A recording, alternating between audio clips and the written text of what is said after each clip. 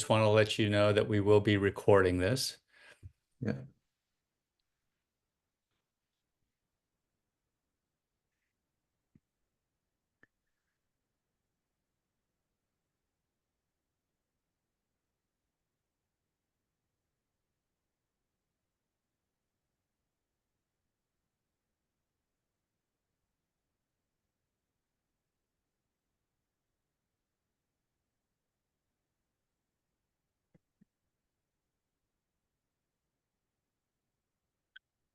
Well, good morning, everyone. Those of you here in the Pacific Northwest and those of you who are joining us internationally, thank you, Søren, for joining us from Copenhagen, your evening, our morning. I'd like to begin with some special thanks to the folks who have made this and the Danish Housing Lab exhibit currently on display in the Gould Hall Gallery possible, and that is our sponsors, the Scan Design Foundation. Fidelma, Lena, thank you very much for all the work you've put into this effort over the last 6 months and beyond to really stir the pot, engage us all in a evidence-based conversation about housing and housing solutions in the Pacific Northwest. I hope you all get a chance to come to the exhibit in Gould Court. It will be there through the month of January. This exhibit started in Denmark a couple of years ago. It has traveled around. It came here from Germany, and it was downtown at the Seattle Design Center during the month of November.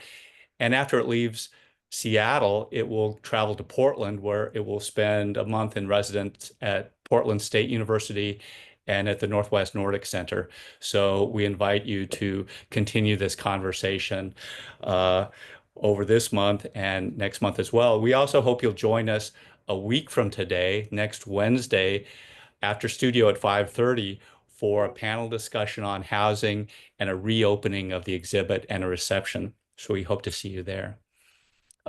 This morning, we're really very pleased to have Søren Nielsen join us to extend this conversation. Søren is among the distinguished group of architects from Denmark to serve as a Scan Design Foundation Distinguished Visiting Professor at the University of Washington in 2023.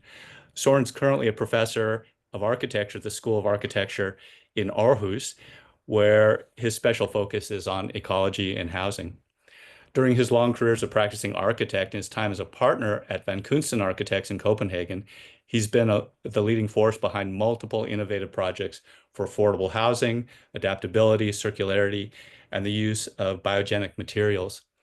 Søren's latest research publication is a collaboration with Kasper Guldagger, also a distinguished Scan Design Foundation professor, called Circular Construction for Urban Development, a subject that we'll hear about today. And I will put in the chat a link to that where you can download free of charge a PDF version of this book from the home.earth website.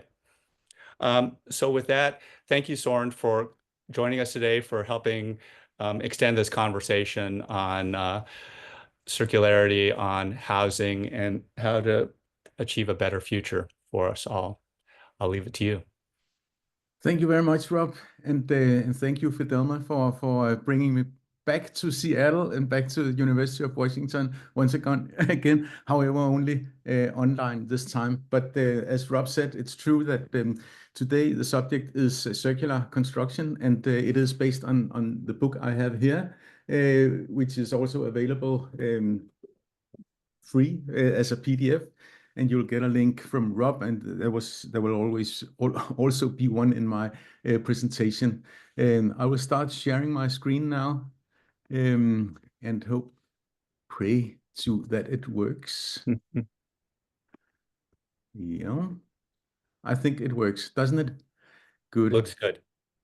Good. Yeah. As Rob said in his introduction, I've been a partner in Van Kunsten office for 35 years, and I have sold my shares recently and to become a professor in the Architect School of Aarhus.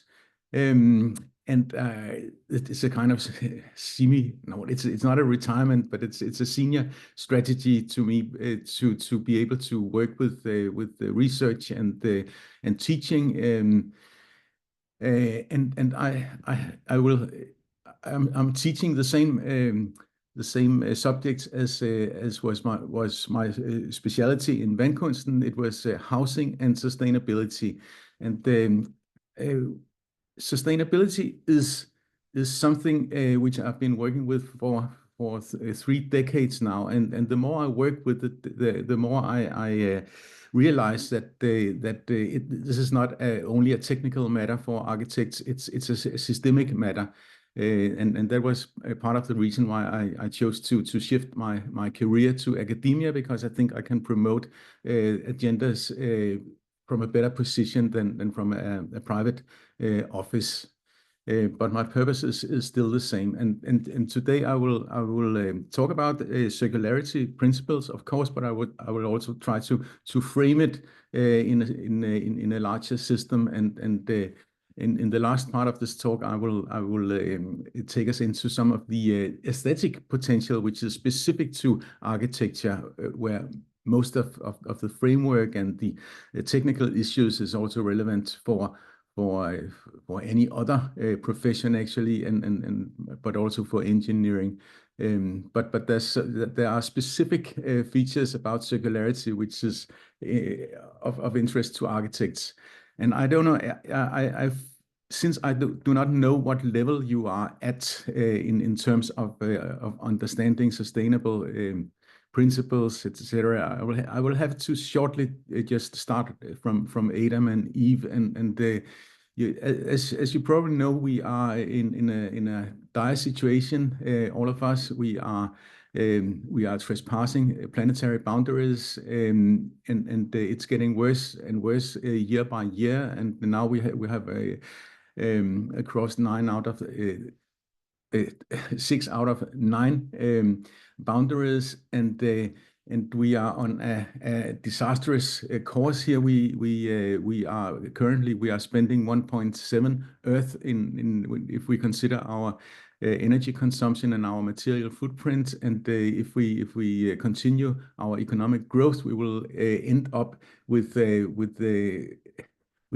having to use 27 planets in 100 years, and it's logical that this cannot go on. So we must find strategies to bring down our material footprints. And since construction industry is a great part of this, about 33% of all material footprint is at least related to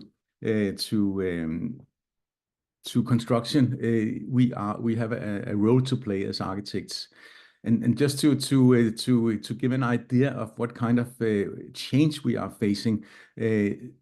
I will look back in history very shortly to remember us that we have previously in history we have changed our cosmology. We back in the 16 or 1500 we changed from the geocentric worldview to a heliocentric worldview, and it was a completely overwhelming turn, and the same kind of perhaps even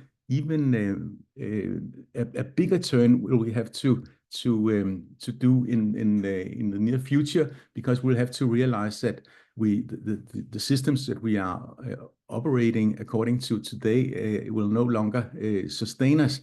We have today a situation where we have the economy as one system, and the economy is totally dominated by the market that sets the whole field for our personal lives and for our jobs and households and the society. It's a market economy that we are all referring to, and the market economy it is nurtured by nature, but nature is something out there. It's a cornucopia and affluence you can extract from without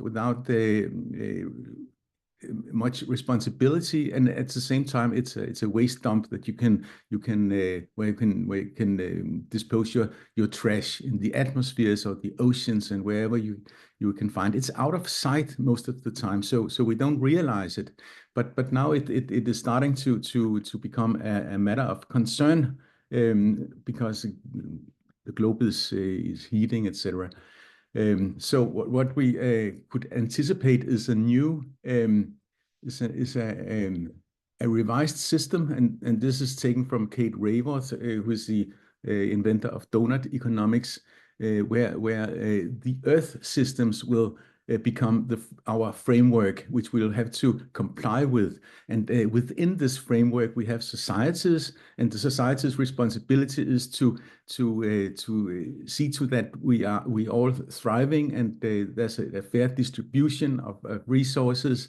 And as a tool for that, we have the economy. The economy is a social construction which should work for the best of mankind. It's the good servant, but the evil master, you could say. So we.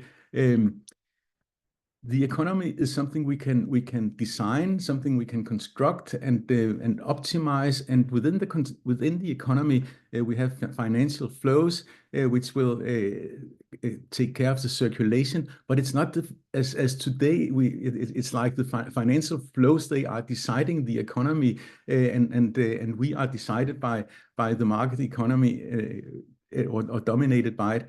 We should turn that upside down. So it's a huge change that we are facing, and I'm telling you this because when we are talking about circular economy, and now it won't shift my when we're talking about circular economy, and as part of that circular construction, we should not think of it as a solution to everything. We should only think of it as a small tool to make this transition to another system. And it's very important for me that we are not hyping this to become a new grand solution for everything.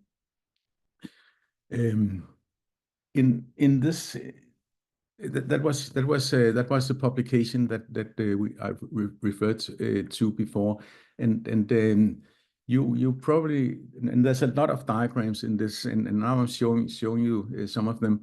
You probably know our current system. We have energy from mostly from finite sources, and we have this take, make, waste linear economy. And that is what is becoming critical. So we envision a new system where we recycle everything in the principle. It's an eternal circulation of stuff, but it's not that simple really. But and the energy should come from renewable sources, etc. And it looks very nice as a diagram, but and if we take a look at it, a closer look at it, we have this butterfly diagram where we have to the right we have the technosphere, and to the left we have the biosphere, and they have each their metabolism, and we are recycling. And using circular strategies in order to extend the lifetime of the materials and the buildings, and we have maintenance, we have reuse, we have remanufacturing, we have recycling at different levels, and that is the circular principles that the construction industry is part of. But we have still an upfront damage from extractions, and we still have a long-term damaging from waste, residual waste. So this is not perfect. So we should take care that we are not extracting more than could be generated, and we are not wasting anything which might be a long-term problem to the environment. If we take a look at the business models, which are have been pretty hyped, and perhaps you know Ellen MacArthur, who has coined the concept of circular economy. She has a lot of ideas about business models, and they are, in theory, they are very interesting and very attractive, and very relevant for the construction industry. Because you could have specialists, manufacturers, and consultants, etc., in all of these, in the whole value chain, circular supply chain, recovery, recycling, product life extension, sharing platforms, etc., product as a service. There are a lot of good ideas, and they're just waiting to be realized. But as you can see here, it's not perfect. It's depicted as a circle, but it's rather should be seen as a spiral, because there's waste in all the processes, and you could also criticize this idea of recycling. At least if we have a growing economy, you will have manufacturers and producers which will be dependent on waste from other industries. And this dependency of waste is not necessarily sustainable. So we should not build a circular system where we without trying to reduce waste from different kind of processes, like plastic components. I mean, reuse of plastic is very good, but perhaps we shouldn't produce that much plastic from the start. And here's a diagram or an idea of how to understand how it is. And if we have economic growth, then it's like an escalator going up, and we have to reduce our footprint, and so all the efficiency we can establish, the energy efficiency, renewable energy, and replacing steel and concrete with wood, etc. And as a part of this circular economy, it's all very fine. But if we have economic growth, it's working against us. So it's becoming super. It's not certain that we can get into a balance when we base our system on economic growth, and then the alternative, which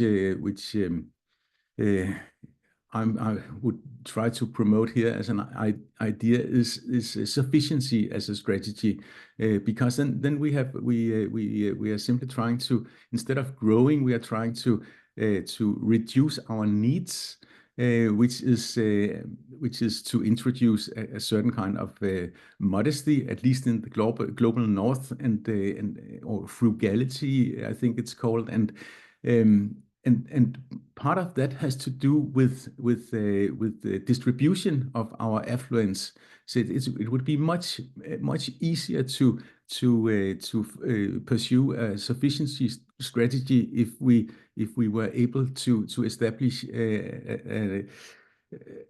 a bigger degree of equality. It doesn't mean communism, and it's not against capitalism as such, but the sufficiency strategy works best if it's combined with the distribution mechanism. This is the three basic strategies in sustainability, and we have the efficiency, which is what we are. That is the strategies that all politicians and most industrial people, they would prefer to pursue. It's about technology. It's a so-called technofix, and circularity and circular economy is partly a part of this efficiency strategy. There's nothing wrong with the efficiency strategy. it's only that it won't be the grand solution. I don't believe in that. So we will have to combine it with the sufficiency strategy, and over time we might be able to also to implement a consistency strategy where we align our human activities with the planetary systems without taking notice of it, just as a part of our culture and our production system. But as it looks today, we are facing a situation, and the diagram is from the different courses we can take in relationship to the Paris Agreement and the 1.5 Celsius heating. And if we should follow the orange curve, which we should, otherwise we are in deep trouble. We should do this. It's a strategic hierarchy. We should, in the global north, at least, we should avoid building new. It's not fair to say that if you have a very growing population like in Nigeria or Pakistan, that they shouldn't build anything new. They are poor countries, and we should reserve the resources for them.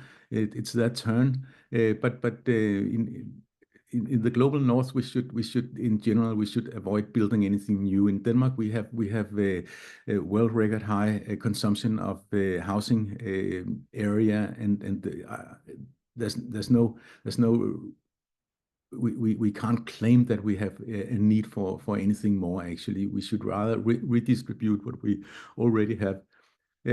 So that would be plan A. Of course, it's not doable, but it's a way of thinking. And then there's the plan B, which is absolutely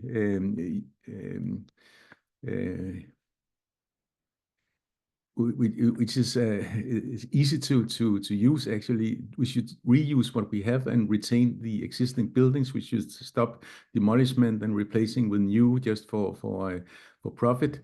There's a plan C, to minimize upfront impacts from materials. That is, if we need to build something which is absolutely necessary, or we refurbish existing buildings, then we could do it with the materials with low impacts. And then only as a plan D, we should pursue circular construction principles. So you could say that when I make a book about circular construction principles, I'm quite humble in how I place it up against more urgent strategies. Perhaps some of you know this, the so-called 9R framework of circular economy. Otherwise, it's nice to have such a poem: refuse, rethink, reduce, reuse, repair, refurbish, remanufacture, repurpose, recycle. It's something you can learn by heart, and it's a more it's a handful of strategies that you can think of before you choose to build anything new. Also, if you do it, you should take care that you extend the lifetime of components and buildings as much as possible. And we have this diagram with the life cycle, different life cycle aspects, which is also a hierarchy, because there are different kinds of life cycles, and the economic life cycles should be the shortest, because you shouldn't pay for something that you do not use anymore. Of course, that something I think even developers will agree on. Functional needs should be longer than the economic, or the functional life cycle should be longer than the economic life cycle, and the technical should be even longer, because as long as you need the function, it should be technical able to work. And then the last one is the social, which should be the longest of them all, and that applies in particularly to the architectural profession, because this is about identity of the building. We should make something which does not go out of fashion. It's something which is long lasting, something you won't get tired of looking at, and so that is it leads us into some quite conservative ideas about the architecture, and I'll get back to that later. But it's interesting. It goes straight against much of the modernist attitudes that we have been used to for the last century. In the book, there's also this diagram for circular life cycle analysis. If any one of you have particularly interest in this, I think it would be it's a really great chapter. It's written by some of the best researchers in Denmark on life cycle analysis. It's interesting because it's very critical, and they deal with what the paradoxes and what is missing in the current analysis models. It was quite an eye opener to me to read it. Just to make a short announcement for that. And then you might ask, when does this become interesting for architects? Where do we find the classical virtues of architecture, which we know from Vitruve and his triangle with Venustas, Firmitas, and Utilitas. It's still there, but we have to expand our field as architects. It's still super important that we have beauty as a main criteria, because that will extend the lifetime of the building. But the new thing is that we need to take care of the environmental footprint, and we also need to install new technical principles like design for disassembly, for reversibility, and also think about the robustness of the architectural geometry that we propose.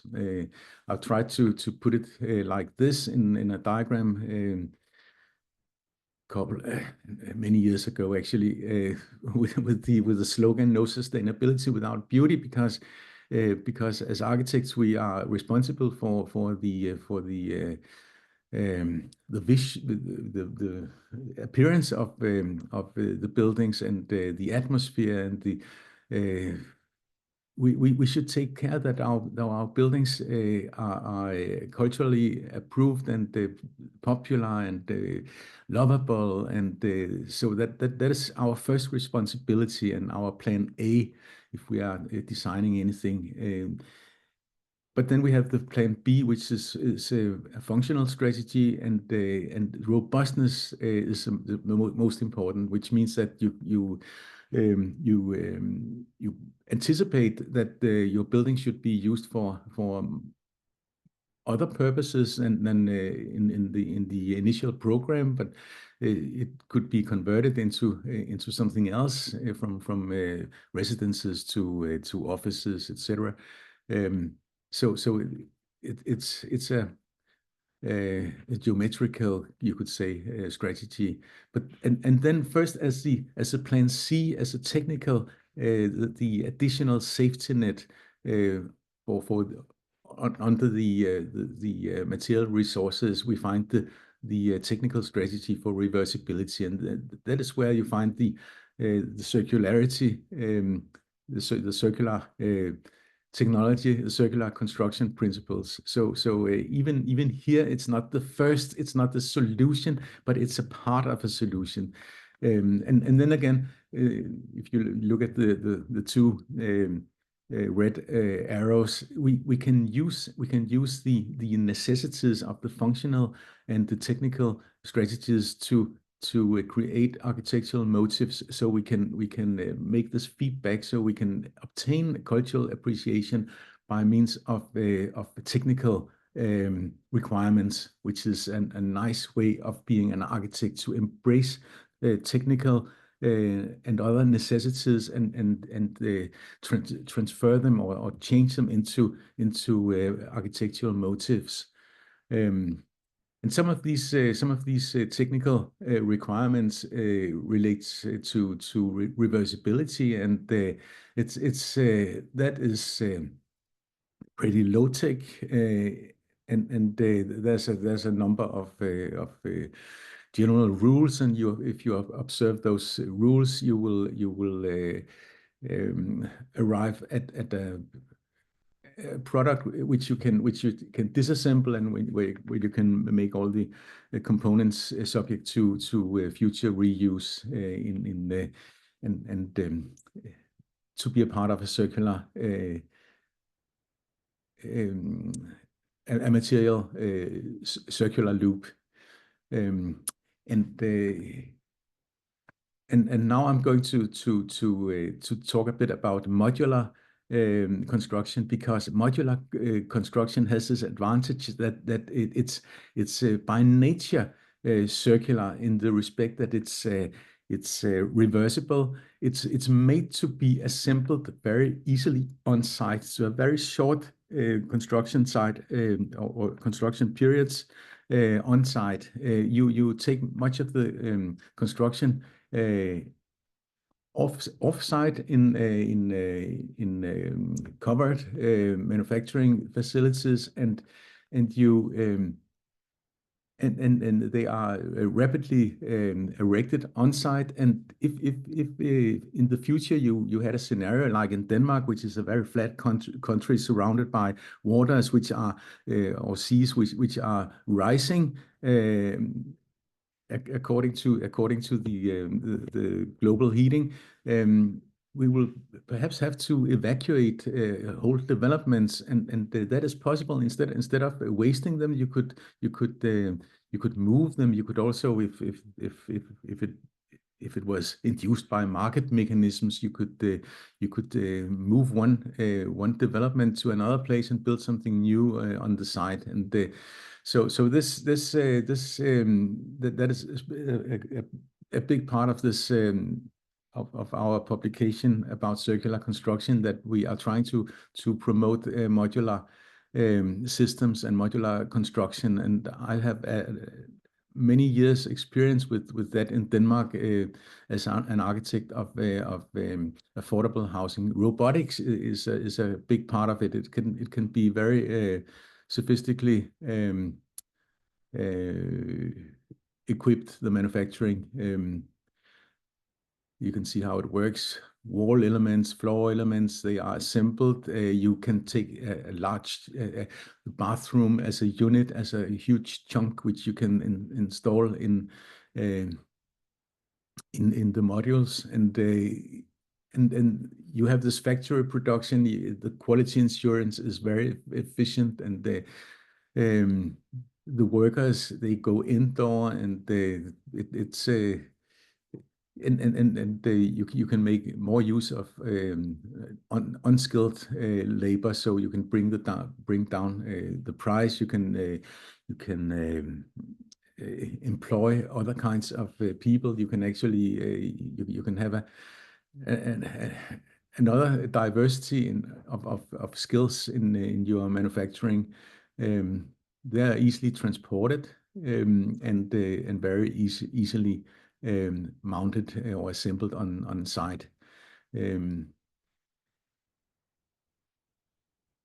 probably have heard about Katara. It was a large company, and it was it went bankrupt. It was in I don't remember where it was located actually. If it was somewhere in the US, perhaps it Yeah, was in actually.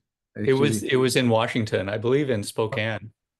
Yeah, yeah, but don't think that this is the system. It's not like this because they wanted to take control of everything and produce everything, manufacture everything. We are rather thinking it, and there's an extensive chapter on the business models where we think this of a part of a product platforms where with a larger ecology of manufacturers and which can collaborate on the same platform, which could be digitally serviced. But um, I'm just showing you and flicking through a number of cases here, and some of them are very square and very boxy. That was how we begun. We thought as architects that we should use the language of the manufacturing system, and later on we became more sophisticated and tried to bend the system and uh, also in the collaboration with the manufacturers and contractors, it appeared that they were able to, together with the architects, to develop new solutions. So it's I mean, you base your design on certain requirements and certain system conditions, but it's not that you cannot bend it and you cannot develop on it. So here's where we introduced the overhanging roof for the first time, and then it was because the commission program said we needed to make facades which needed no maintenance over 30 years, and so we started adding the overhanging roofs, which we are very happy about. It looks a bit vernacular perhaps, but it's all based on industrialized rationality. And that makes it kind of free of nostalgia. It's a very good principle to have protected facades and windows. This is a typical unit, terraced house unit, row house typology, and it's a family home, and it's very affordable. It's made for public housing or social housing, and we have this core with all the technical installation, and then we add empty modules which can be configured in different ways, and um, there's a large range of variations, and you could also in one project we try to skew one of the walls, so we could create a wedge shaped module, so it could be so it could provide a crescent-like access system and blocks, which is what you can see here. Quite nice, and you should think of this as it's social housing. It's the most affordable you can obtain at the Danish market. It's 20% below the ordinary social housing rent, and it was particularly made to keep people with a relatively low income, but with vital functions in society, like policemen and nurses, etc., to keep them within uh, the Copenhagen district, and I think we succeeded quite much in this. And here's something I've learned in Seattle, but we are implementing this system in Denmark now. But you have this concept of 1 plus something or 2 plus something. Here's some examples. 1 plus 3. You have a basement and perhaps a basement and the base, which could be a ground floor with larger structural spans. It could be made in concrete or solid wood or something. And then on top of that, you add the modules, which is the lightweight. Structurally, it's a smart disposition of forces, and so this is something we are working with now in this project, which is I think Rob referred to Kasper Gullager. He has stopped being an consulting architect, but now he's a developer, and he has this development company, or he has a partner in it called Home.Earth, and we are Vandkunstner's commission to make the first project, and we are pursuing these strategies with the 1+4, 5, I think, which is super interesting. And as part of that, we are also introducing a new architectural style, which I will present here. It's not every day you create a new architectural style, but this is based on modular construction. And first we have the grid, the structural grid, and we have the ground and the platforms, and I can point here. So we have this division between the base and the boxes, and then we have in the modules, they are very rational, they are uniform, so they have the openings, and in the openings we put in some elements, window elements, wall elements, and then we get windows in the scheme, and then we then we add a roof with an overhanging roof, and then we dress it up with claddings, and the cladding is according to what is the logistics on the construction side, that we can use special lifts for certain claddings. We have a more robust cladding at the ground floor, and then we have a wooden cladding which can be applied off-site at the manufacturer. So we optimize the operations on site as much as we can.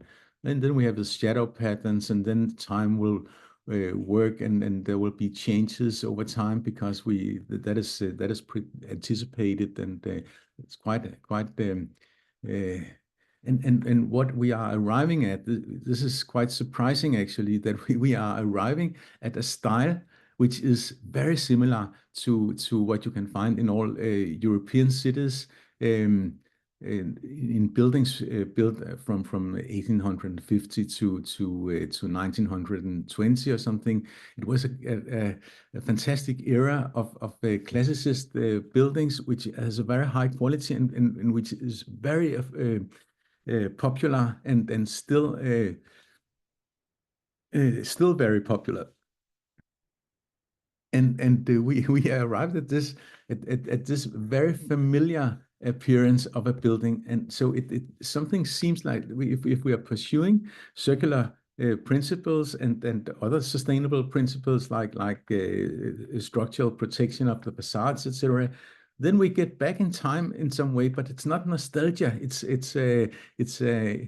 what we call eco-classicism. And if you are very much oriented towards modernist architecture, you might find this very reactionary. But I think we need a showdown with modernism, because it's so abstract, and our current problems are so concrete and related to our real life. I will show another example of this, how these the modular prefabrication system can also be applied on existing buildings, and here we have a so-called ghetto. It's a problem, an area in near Copenhagen, in a suburb, and there are quite many social problems, and it has a bit to do with the architecture, because it's not considered very attractive to live here. So there are a lot of immigrants, and they're low in education, and the criminality rate is relatively high. And so it was decided that this should change completely in its appearance, and should attract new kinds of tenants. And so we stripped it. We stripped the facades. We are reorganizing the plans, and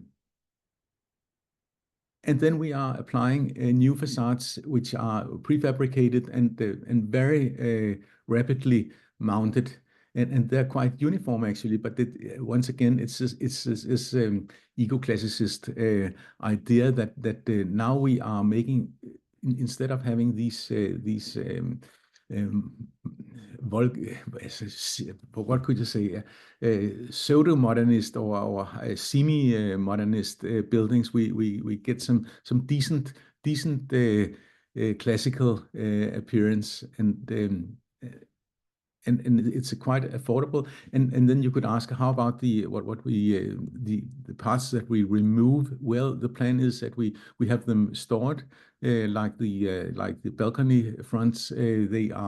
They are stored, and then they are used to create parts of the landscape, and they are used for pavement actually. So that is how it looks now. If you're able to see the change from what it was before, this is what it is now. And in eye level, it's like this. Now, I presented this to some of my colleagues, which are hardcore modernists, and they said, well, this is romantic.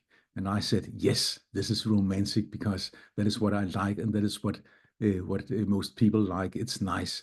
It feels nice. So yeah, that was, now we are approaching the last part of this talk, which is about the aesthetics of circularity. And I've learned a lot from this project, where we proposed for the first time to reuse materials in a refurbishment project, and we had to remove the floors here, and we had 80,000 square meters. So we tried to yeah, we had to remove replace the terrain slab, and we repurposed them on walls in different ways, and it turned out rather well, except that the tenants, they were not able to pay for this, because it was more expensive than ordinary gypsum board walls. But afterwards we took this a bit further, and made a research in different the repurposing of different components from refurbishment projects, because you always waste a lot of materials when you make it adaptive reuse or refurbishment. And we in this project, we made a series of prototypes, and we tried to work with different materials, and it turned out in very different ways actually. And I should say that this is also, you can find a link here if you want. We made this publication about it, and there's a link to a free open source PDF. And I've used this as I've continued this work with students, and here you can see some of my students in Vienna some years ago, where the guys here, they are doing something really interesting. They are changing or repurposing cupboard fronts, and they are producing long span elements. When they're doing this, they are. I don't know if you know this diagram, but it depicts a building like a system of layers with different lifetime, and the structural layer has the longest lifetime, and then you apply the roofs and the facades, and you have the installations and the interior walls, and then you have the so-called stuff layer here, the furniture, the fixed furniture perhaps, and so if you transport one from a volatile layer to a more permanent layer, then you upcycle at component level, which is the best you can do. So it's not only recycling, it's upcycling at the component level, which is something I think is really interesting. And we had the opportunity to exhibit this at the Venice Biennale. Perhaps some of you have been there. I think it was, well, 6 years ago or something. We have metal shingles from corrugated steel plates, and they're very decorative. It was absolutely waste. It has been turned into some quite delicate design, and with the ornaments, and now it's not waste anymore. Now it's a nice product. And we juxtaposed the classical Scandinavian furniture with the reused with a wall system made of reused doors and wood, and the statement here is, of course, that when furniture can become noble, they can carry a provenance, they can become antique and more interesting, gaining value over time. Why not? Why couldn't building materials and components not do the same? Instead of becoming waste, they could become noble. And this was a smash hit because it has been stolen by many of my colleagues in Denmark, and it was you can see what it is: ventilation ducts, and that just rolled and used as facade shingles. Which is very efficient actually, and very cheap, and they have a very short lifetime in ventilation systems. They are replaced all the time for technical reasons, and updating and changes and everything. My good colleague Katrine, who was a part of the team, she took her own medicine when she built her own house some years ago. Very nice. But now these experiments, they are slowly becoming induced to the real projects, such as this project, which is from a senior collective housing, but the community house in this development, we were allowed to use corrugated steel, old from an old roof as a facade cladding, and we actually now we have clients who demands that kind of features, and until now it doesn't have a lot of effect, but it says something about the change of aesthetic preferences, and of course they want to send a signal, etc., and perhaps attract some particularly segments, but all in all it's positive. This was from another one of our prototypes, and now it's implemented in full scale in 5 stories high building in Aarhus, and it's for the client is a pension fund. So now it's in the market for real. And at last I will show you some of our some really nice experiments. But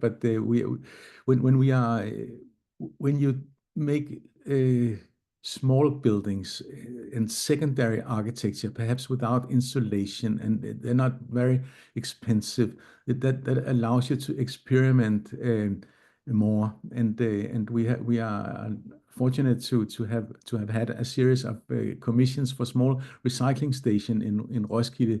Roskilde is the town with the music festival, and we are very close to in an area next to the music festival, and everything is very influenced by the nearby festival, and so we are allowed to experiment and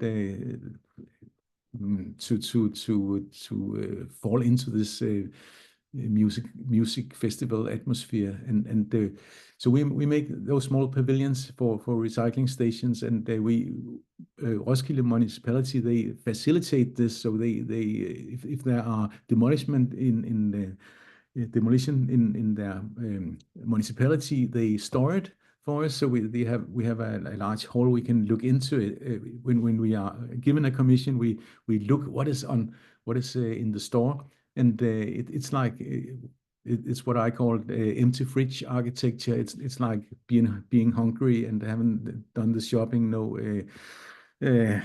No recipes or anything. You just open the fridge and you look what's there, and then you start creating a wonderful gastronomy. And it's what you can do as an architect with this method. You can create strange geometries and combine materials you would otherwise not have thought about. And look at this, how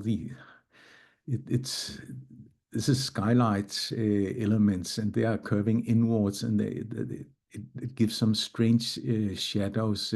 Something I like a lot. You get a lot of surprises when you work like this, and you can you allow the architecture to be influenced by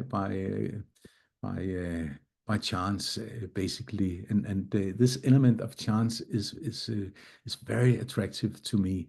And it is seen from the inside, where you can see the droppings from the tar from the old roof, etc. And the super interesting. It's like paintings.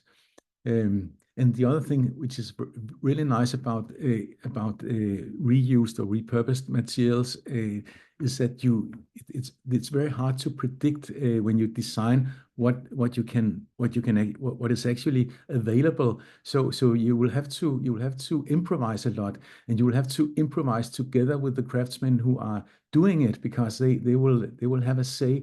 They will give you input, valuable inputs about what is an easy way to do it, what is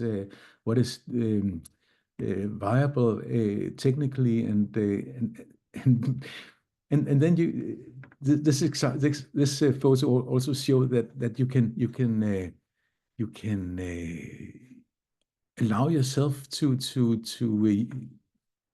an affluence or redundancy of material, which you would not otherwise not be able to, because a truss like this is banana truss. It's far too big it's over dimensioned, but it doesn't matter, because this is a waste component, and it could be used for another building at another time when reorganized. This is something I think when we are dealing with the strategies of efficiency and sufficiency, then sufficiency is mostly connected with something that we have to save, or we have to it's all about scarcity. No, it's not only about scarcity. It's also about another kind of affluence, which I think is really interesting, and it's also about new motives in the architectural design. And here I've tried to systemize it as alphabets, relationships between building components. And there's a nice example here from Zumthor with his Bregenz gallery, and another example from Vandkunsten with a very, very cheap version of a reversible assembly detail. And so another one here with here is Zumthor Bregenz gallery. All of this could be dismantled very easily, and the same goes for this one. And it creates both of these examples, an expensive and a cheap one, demonstrates that there are an ornamental, decorative potential in reuse and reversible technologies. We can also find it in history. Back in history, here's from a vernacular Danish rural building. That is the beauty of that kind of architecture. We have forgotten about that beauty. We should relearn it. And this is my last example, and it's right around the corner from where you are sitting, probably, at least those of you in the University of Washington. The Bloedel Hall, which I found at the campus, and I think it's a very beautiful building. Look at the timber, timber details and the joints, and it's all reversible. It's all circular. It's very nice. Robert A. Germanach, 1971, and also, yeah, it also has this charm of the completely merging of the biosphere and the technosphere. And I guess that was my last image, because I think there's a this this is a vision for me, that we can merge the nature and the our human surroundings in a much nicer and better way. So I will stop sharing now and see if there are any questions, and if there are any people left at all. That is most interesting, because I can't see you while speaking. So I I could I risk to wake up without an audience. Søren, thank you so much. And for those of you who can stay, we will take some questions. And for those of you who need to leave, um, check the chat section. I've made some links. We will make this recording available and distribute that link through the CBE network and to our partners at the Scan Design Foundation for their communities. Thank you. If you have a question, you can either raise your hand or put it in the chat. And I would like to start with, I think, a really great question from Nathaniel about that asks, how can we begin to convince people of a self-sufficient economy? How can we deconstruct the consumerist market where obsolescence is programmed and reconstruct it into a self-sufficient one? Yeah, I really wish I could answer or give a good answer to that, but I think information is the first level. Actually, you'll have to be aware of all this, and you'll have to talk with your friends, talk with the colleagues, and you'll have to also with clients. And I mean, clients are human beings too. Also, if they are responsible for the Excel sheets, they're still human beings, and fathers and daughters, and so whatever they are. But so I think there's always a basis for understanding, but the system that we are into is so dominant, and we there's this mute compulsion from the system, which is almost invincible. So I can't give a clear answer, but I think social, hoping for a social tipping point based on information, that is my personal that is my hope and belief, because otherwise it's it's not looking very good. Yeah. Yeah. I'm going to start a second question from Nathaniel, and maybe Nathaniel, you can join in. But I think this is also a really salient, important question, which is, is there a universally applicable circularity model? We know in the global South, where Nathaniel is from, and around the world, the global North is imitated. And what is the kind of example we can lead and the kind of tools we can provide? And Nathaniel, if you want to add to that, please do so. Yeah. I think you covered everything, Rob. My question was exactly that. Like, because in the global South, people will usually imitate and try to have the same economic conditions that are in the global North. So that ends up driving into the same negative consumerist impact that you have here. Yeah, I've actually been discussing this with a colleague from Nigeria, and she has some very fair considerations. I think she claims that we, I mean, they want they want the right to increase their consumption. They want the right to use concrete. It doesn't have to. They don't have to make all the mistakes that we have been making, but they stand on their right to consume now. It's their turn, and it's very hard to go up against. So what I think should be the consequence is that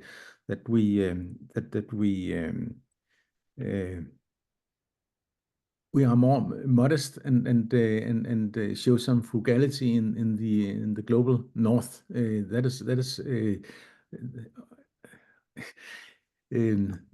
is the fair solution. And I see absolutely no signs that this is going to happen in the near future. But I I Right. I refuse to be disillusioned. And I think that also from working with people, from architects from the global south, I think we can learn a lot from them because they are not they are a bit closer to their vernacular traditions. I've been working with colleagues from Bangladesh, and they were very aware of this. They are familiar with the local materials. They are familiar with the vernacular tradition, and they're trying to reinterpret interpretate their those traditions in the modern architecture, and I think they succeed very well actually. So one thing is that they should be allowed to spend more of the the global resources, but I also think that many of them are able to do better than we are, and I think we can learn from them now. And I think one of also to answer some of the first part of the question, I think we should study our vernacular traditions because it's based on local materials and very often bio-based, very often with low impacts from the extraction, and we should then combine it with our new technologies. I mean, and we could make bio-based cement or something. In Denmark we have the Novo Nordic, which you probably know from the Wegovy and Ozempic, and but they also they have a lot of research in enzymes, and those enzymes, they can be combined with building materials, and I mean we shouldn't I'm not talking about nostalgia or going back to anything, but I think combining of vernacular, well-known materials and then new technology, that is something I will trust in. It's a what do you call it? An ecological technofix. It's, Yeah, thanks for unveiling eco-classicism. You heard it here first. I guess you've been talking about it a bit in Denmark, but I look forward to hearing more about it. Are there any other questions for those of you who are here that you'd like to ask Søren before we end today?